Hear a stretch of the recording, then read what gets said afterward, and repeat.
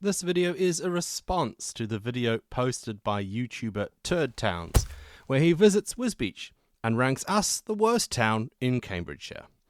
Now, I would be the first to admit that the facts and figures he presents in his video about the housing prices, deprivation indices, crime levels, and so on are true. And I'm not disputing this. Wisbech does have its problems. But then, so does everywhere else.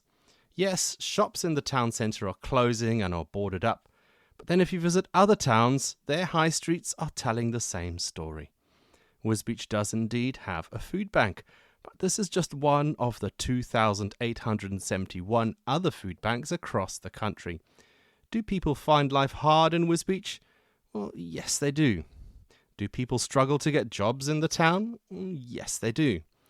But then the economic crisis coupled with the housing crisis we are experiencing is felt not just in Wisbech, but everywhere else in Britain. Indeed, some areas feel the pinch more than others, and Wisbech arguably does fare a bit worse when things get tough.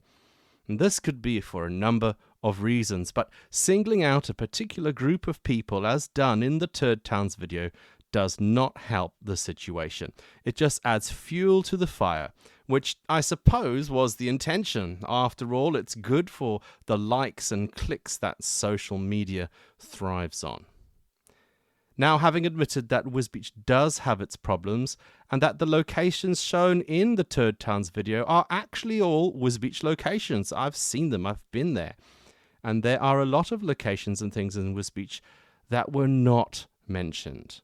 Yes, I know the whole point of Turd Towns is to highlight the worst of a place and not to mention the good parts, and to have a laugh and in some twisted way help those watching think better of themselves for not living in a place like that.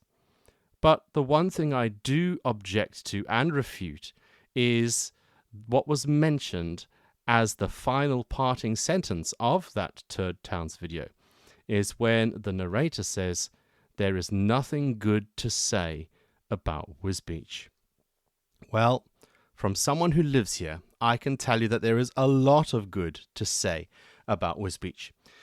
Now, Turd Towns, you may not have seen it on your whistle-stop filming tour of the town, and these things also don't get mentioned in government statistics or make newspaper headlines, which I suppose is the main source of your information. If you had taken the time to get to know the town, the place, the people, you would see that there is hope. There is good in Wisbech, just as there is in every community. Sadly, those that speak the loudest online are the negative naysayers. And I get it. They are disturbed by the negative things they see, and rightly so. But by adding further negativity in online forums and social media sites, I hope they can start to see that they are also becoming part of the negative community that they are raging against. Another reason why the negative voices sound so loudly is that the positive voices mostly keep quiet. I truly believe there is a silent majority who actually love our town and the people within it like I do. But keeping our positive comments quiet, we inadvertently amplify the negative ones.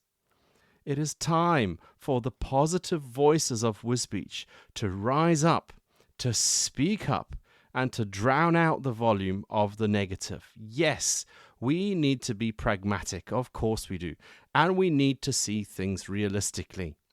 And yes, there are things in Wisbech that need to change, but we won't get any change if all we are prepared to do is complain and grumble and do nothing, blaming everyone else for the problems. The fault lies anywhere but me, we often say, but if we truly want change, if we truly want Wisbech to become a better place, we need to move from the sidelines onto the front lines. We need to put our money where our mouth is. We need to be the change we want to see. No one else is going to do it for us. It is up to us. And from what I know of the lovely people and community spirit within Wisbech, this is not only a hope, but this is a very real possibility. So, for Turd Towns information, here is a long list of all the good things in Wisbech that you missed on your short visit and skim through the headlines and statistics.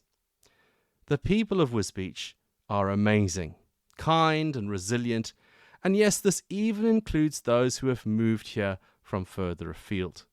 I actually take time to get to know and speak with others, even if there is a bit of a language barrier, and those who I've met are good people.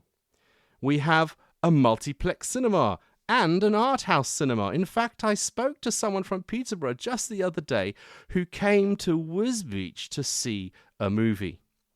We have a theatre and several lively amateur dramatics groups.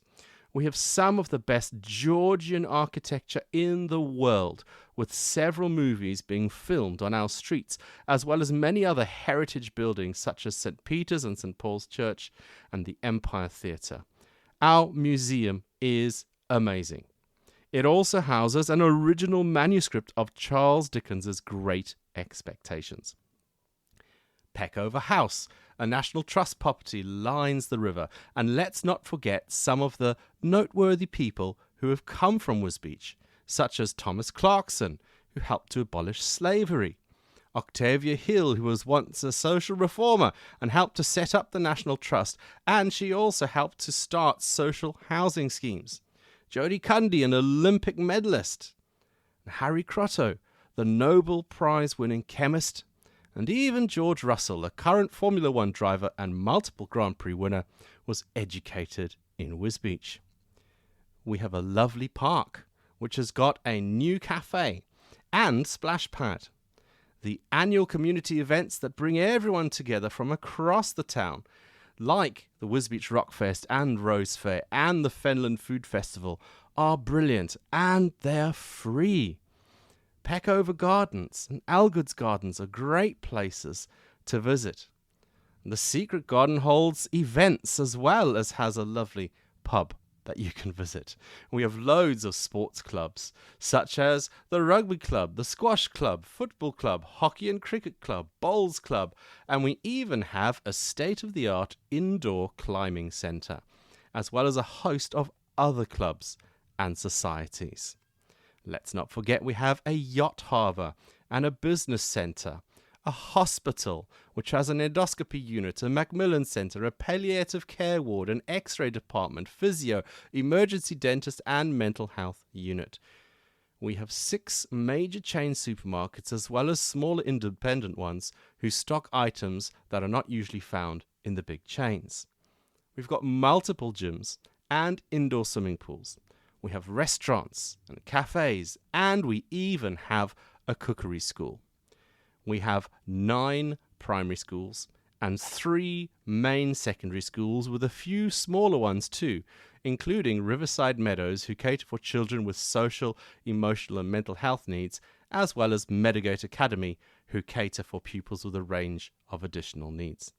Now, our schools have been through some challenging years in the past, but they are now nearly all rated as good by Ofsted. They've done a phenomenal job and they are continuing to work really, really hard and achieve amazing results with our children.